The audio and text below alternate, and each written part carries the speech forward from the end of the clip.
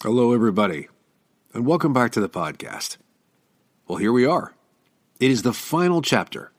In fact, it's so long that we have split it into 2 episodes. But before we get started, Chris wants to say thank you to all the listeners. And because actions are louder than words, he's setting up a free issue of Blackstone on the Kindle from Thursday the 27th of February to Monday the 3rd of March. And all he asks for in return is a review to encourage others to share in the adventure. And now, without any more delays, the grand finale of Blackstone.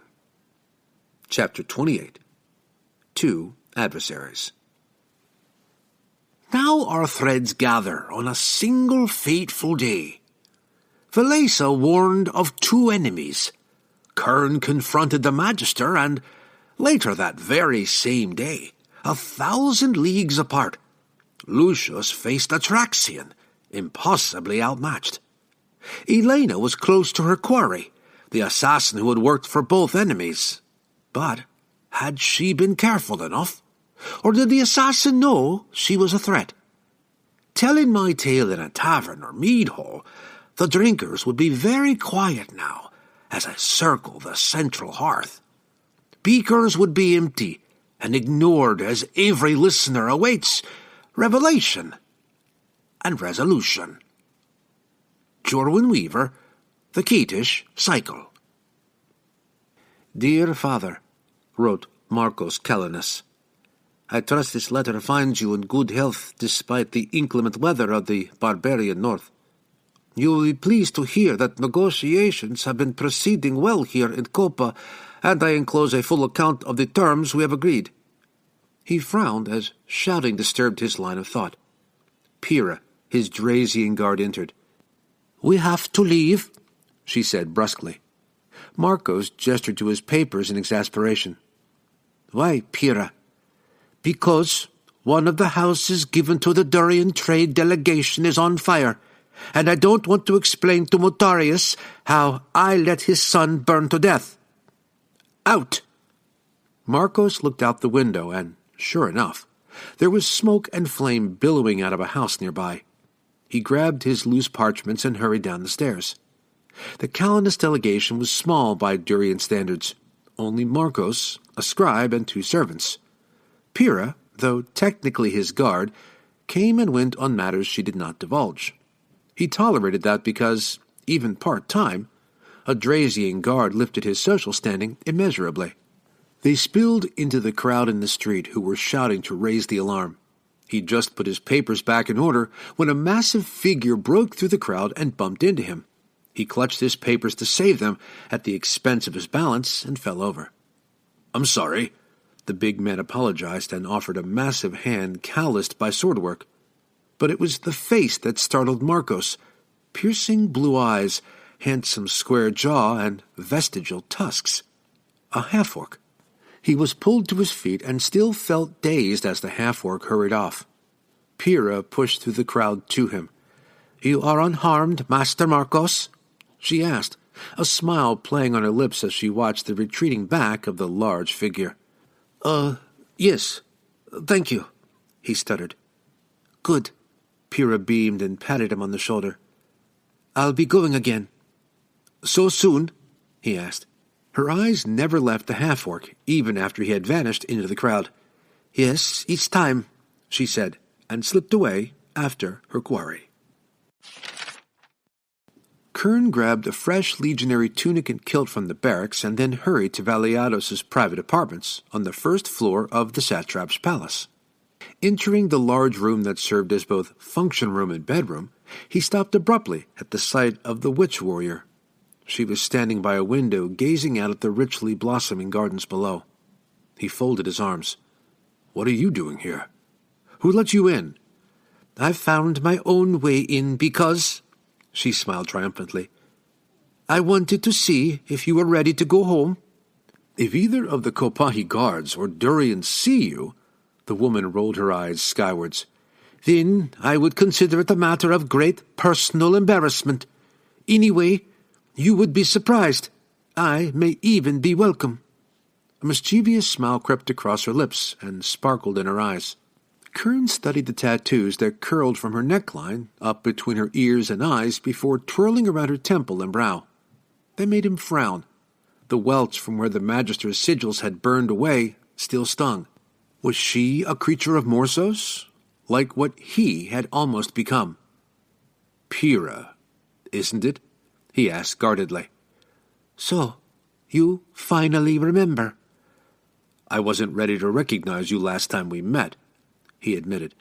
And I want even less to do with you now. He put his hand to the hilt of his greatsword. She shrugged and picked up a silver goblet, rolling its delicate stem between her fingers. I watched you all march in 3 days ago. A fine affair. The Durians do like to make a show of those moments, and I saw you in particular. You've changed. Something happened, didn't it? Something stirred that conscience inside you. I'm not listening to a word you say. I see your tattoos, and I know what they mean. You serve the Magister. Who? Asked Pyrrha. There was not even a flicker of recognition. Kerne thought he recognized genuine confusion, but he'd learned that evil was masterful in its deceit. He drew his blade. She gave a wry smile and cocked an eyebrow at him. What's going on, Kerne? Who is this Magister? He saw how her weight had shifted to an even balance on the balls of her feet. She was ready for action, but carried no blade. He pointed his sword tip at her. The girl who was Pyrrha is long gone. I see your tattoos. You're just a creature of Morsos. The transformation was startling. True fury flashed across her face. My tattoos are my birthright. My people stand at the gates of damnation to guard against the minions of evil, and these are the words we bear with pride. We have no greater enemy than Morsos. Apologize! Apologize? To an unarmed woman? Kerne scoffed down the length of his blade. I want the truth. Why were you in Blackstone? What is your purpose here now? She lunged with astonishing speed. The palms of her hands clapped either side of his blade, and she rammed the pommel into his face. He fell backwards, and her heel stamped onto his chest, flattening him onto his back. A short and slender sword appeared in her hand from thin air and touched his throat. Apologize! How did you move so fast? He gasped. The tip pressed deeper. Very well. I'm sorry. He raised his hands to placate her, but was still unconvinced. I've just had a bad experience with runes like yours. He slowly lifted his tunic to show her the welts. The sword tip did not waver, but the wry smile did return. Oh, Kerne, what have you been doing? She scanned them, and her face shifted from amusement through horror and ended in sympathy. Possession, enchantment, those were wicked sigils, and I can tell you disavowed them. That is good. I don't have time for the story now, Kerne, but those are a perversion of the Drazian rune forms. My purpose is to save you, Kerne. Are you ready to come back to Blackstone? Kerne thought carefully as he pulled his tunic back down, still wondering when a guard would pass by and discover them both. Why are you here today? He asked. I sought you for the last 2 days, but you had vanished, Pyrrha explained. Believe me, to vanish from my awareness is a true feat. Where were you? Making a mistake, he admitted. She cocked an eyebrow at him. That doesn't surprise me. Now I have your undivided attention, she said, twitching the sword. I want to tell you what a mess you are making of your life. You've run too long, squandering your life in self-pity and wasting the lives of others in those petty wars. Now, from what you show me, you almost lost your soul.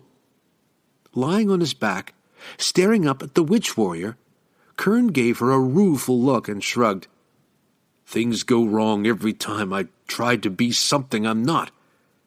I'm a warrior, and in Veliados I've found my lord. I must return his trust with loyalty. That is my purpose here, and I don't know if I can just leave it. A fight is coming that is not about territory, nor wealth, nor pride, nor any other foolishness, Pyrrhus said. It will be about the freedom of all to live as they wish, and perhaps even life itself. Valiados is a great man. She paused, showing a little more color in her cheeks. But you squander your talents. I told you Elayna is alive, and you remained here. Does she matter so little to you? She's in danger, and you have abandoned her. I tell you now, if you continue to deny your duty, she will die, and Blackstone with her. And then war will spill over all the lands of humanity. Discard this shell of a warrior. Become the true champion of Elayna I know is in your heart. Preto, where are you? Valiados's voice echoed through the marble chambers. The weight of Pyrrhus' foot vanished from his chest. In the moment it took for Kerne to look to the archway and back, the Drazian was across to a window. She winked and leapt out of sight. His lord strode into the marble chambers, glancing around at the graceful stone arches and drapes that rippled in the subtle breezes. Then he studied his bodyguard, still sprawled on the ground, and laughed. "Aha! You are back. Good. I'm pleased that you are so well rested that you can relax on the floor of my private apartments." Valiados shrugged, his curiosity aside. "You will be pleased to know that I made it here without getting a knife in my back." Kerne sprang to his feet obediently. "I'm sure your armor would have prevented that dreadful event." Valiados was indeed in his customary back and breastplate, and stopped in mock astonishment. "Flippant humor from you, Preto. My, that tavern has done you more good than I expected." Behind his smile, Pyrrhus' words were still churning in Kerne's mind. Elayna would die. What had he turned his back on? He had renewed his oath in the Magister's basement. Perhaps it was time to end his service. The war was won. What more did Valiados need of him? He opened his mouth to speak, but was too slow. Valiados strode over to pour a goblet of wine for each of them, chatting on in a conversational tone. "The negotiations are concluded to everyone's satisfaction." He beamed and stretched out his left hand to offer Kerne a goblet. "So, you're going to have your work cut out." "Why is that, Lord?" asked Kerne. "Because," Valiados grinned and took a sip of his own wine, "tonight they'll try to murder me." Night fell swiftly, although the heat lingered. Copa became a city of silhouettes and pools of light. The din of the streets died away and was replaced with the susurrus of murmured conversations drifting over the rooftops. Kerne, now in his back and breastplate bearing the Thaliani lion, leaned out of the window to check on the sentries. Preto, his lord called him. Protector. That was fine in the heat of battle, when he killed instinctively, but waiting for an assassin stretched his nerves taut. The Magister had understood him better than he had appreciated. He did hate this idleness hovering on the brink of action. He adjusted his helmet. Valiados, although not specific about the threat, had known its source. "It's Shefara," he had explained earlier as they ate. "I have a spy close to him. He fears Durian's influence will be too strong to resist, and he has rivals who need their wings clipped. He'll blame my assassination on them and purge his enemies. We are in for a bloody time before sunrise." "We'll be ready," Kerne had promised his friend and lord. "We'll be ready." His words sounded hollow in the quiet of the night. One could never be entirely ready for the unknown. Valiados had left him with a carefree laugh and waved in 2 eager girls sent to him by Shefara.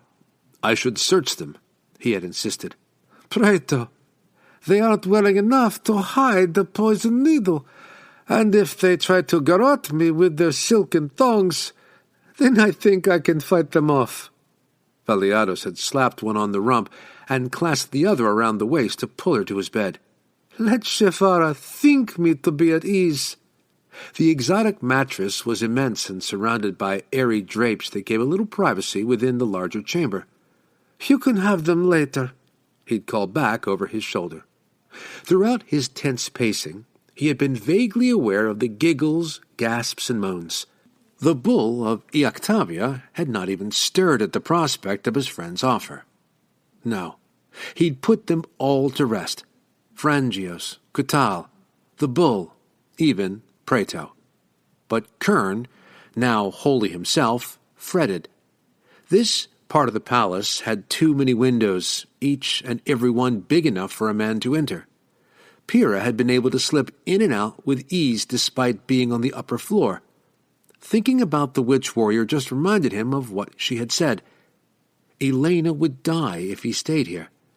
"This will be my last duty," he promised himself. He went to a window and checked the sentries outside. They were posted in fours, each with an alarm horn.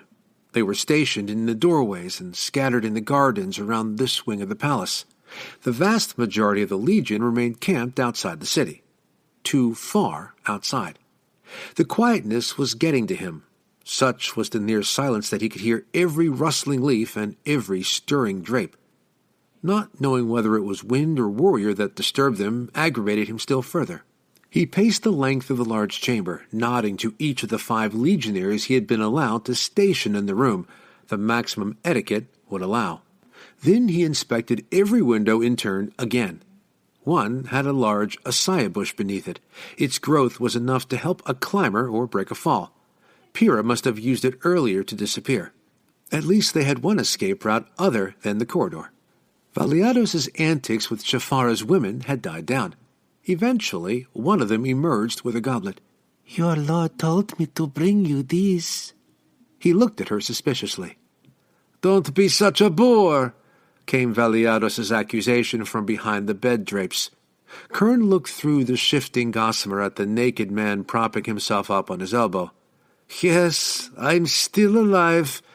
I poured it myself. You've been pacing the tiles all night and must be parched." That was true. "Thank you, my lord." Relieved, he swallowed it down.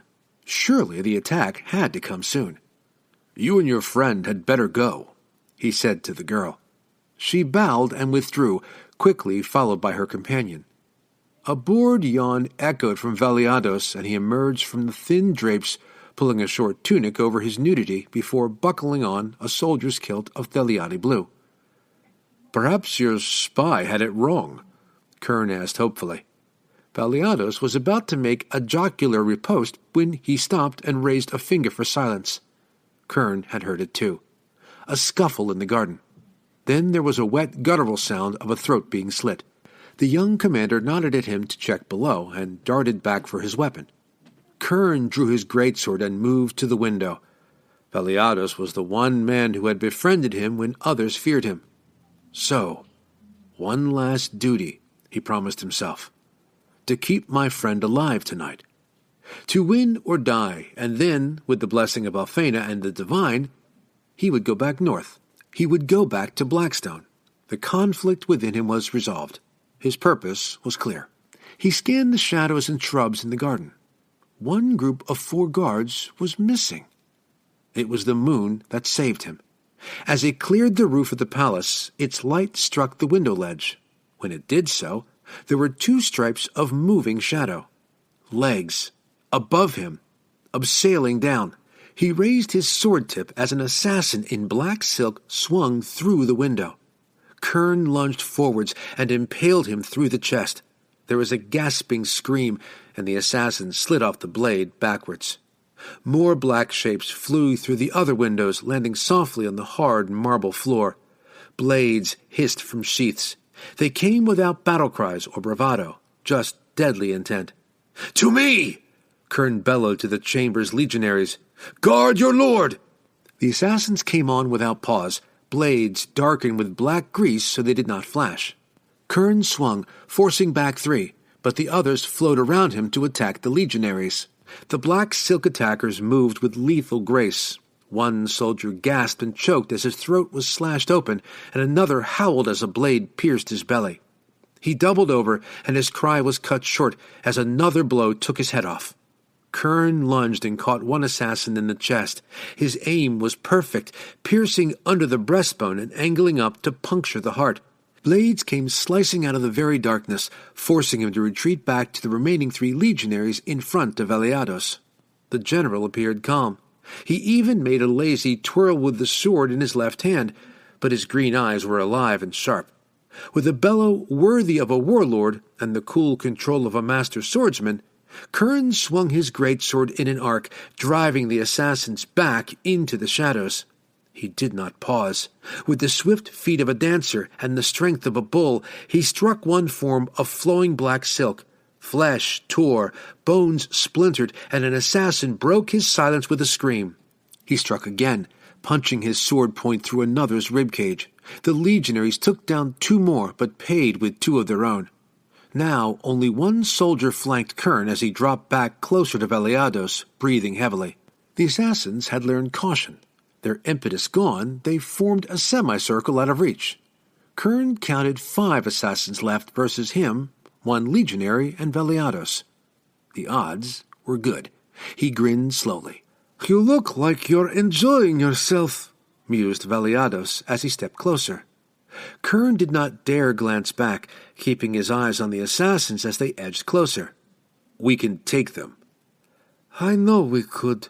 There was an odd note of regret in the Durian's polished voice. Kerne broke eye contact with the black silks in alarm. He twisted away instinctively, but still caught a blade in his side. It slid between back and breastplate and twisted as it turned on his lower rib and tore through the muscles of his back. The pain was explosive and crippling. None of Kerne's major arteries had been severed, but there was a heavy flow of dark blood down his soldier's kilt. He lurched in shock and weakness. Too much of his strength was bleeding out for him to stay upright. The last legionary gasped in astonishment and was distracted long enough for a black silk to dart in and stab him in the throat. The soldier fell choking on his own blood. Kerne's breath hissed between his teeth as he staggered around to face Leusios. He did not understand. His friend's sword was bloodied.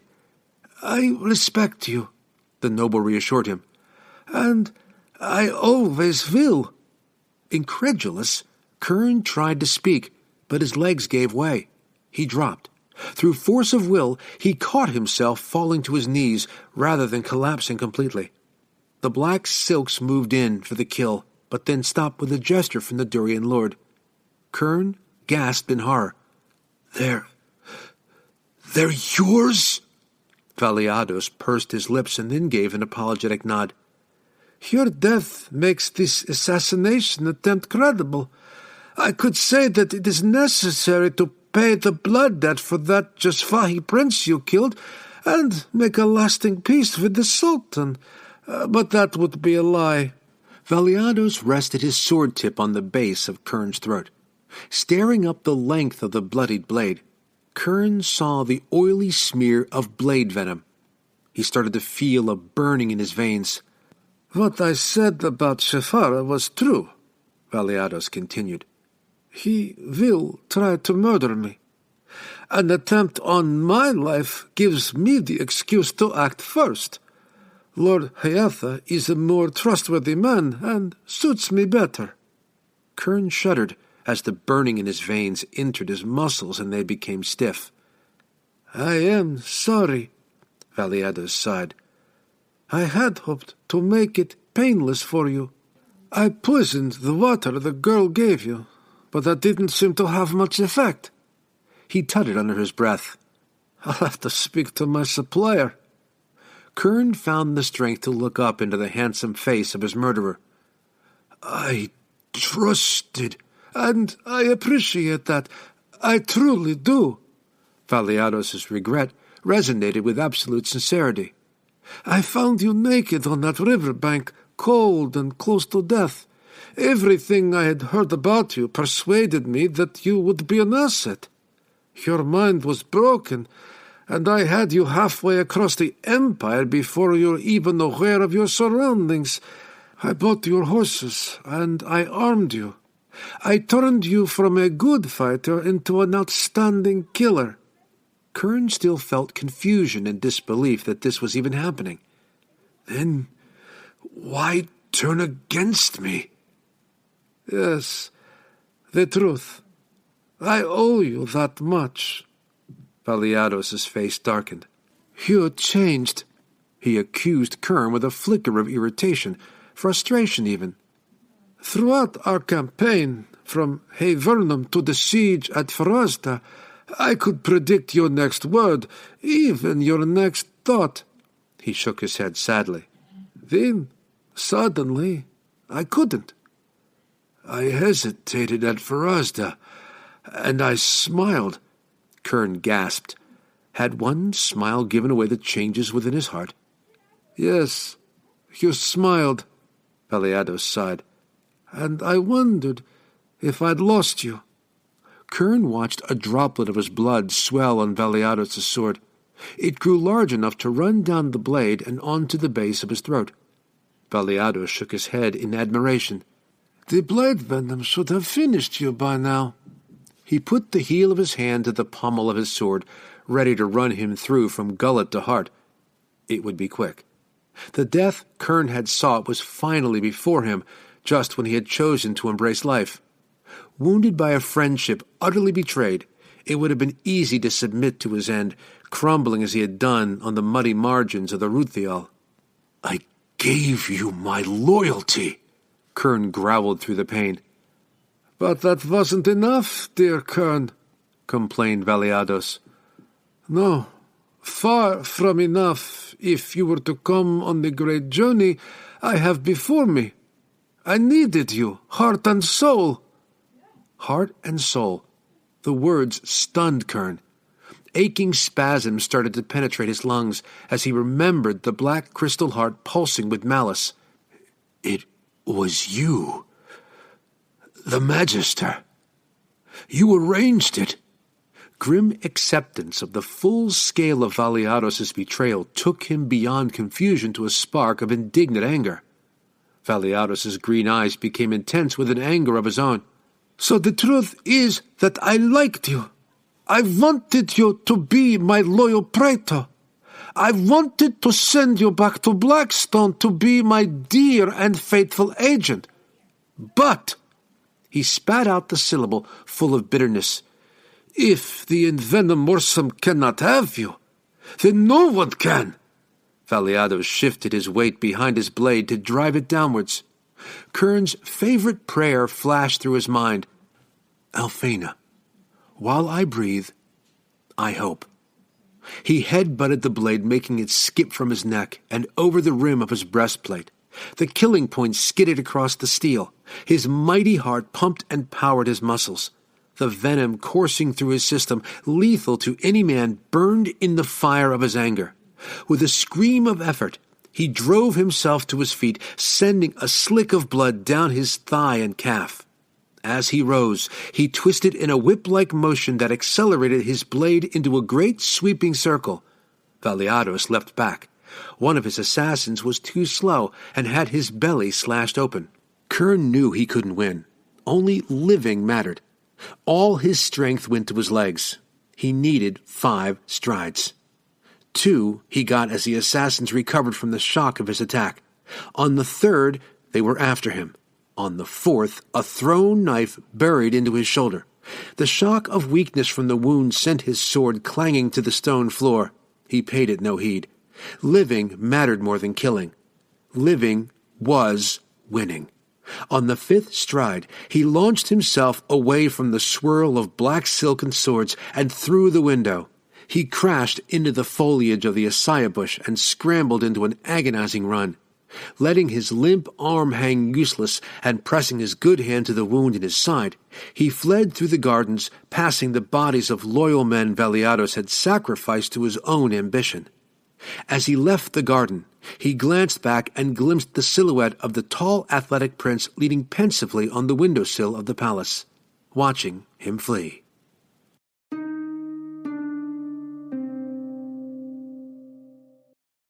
And that ends part 1 of the final chapter.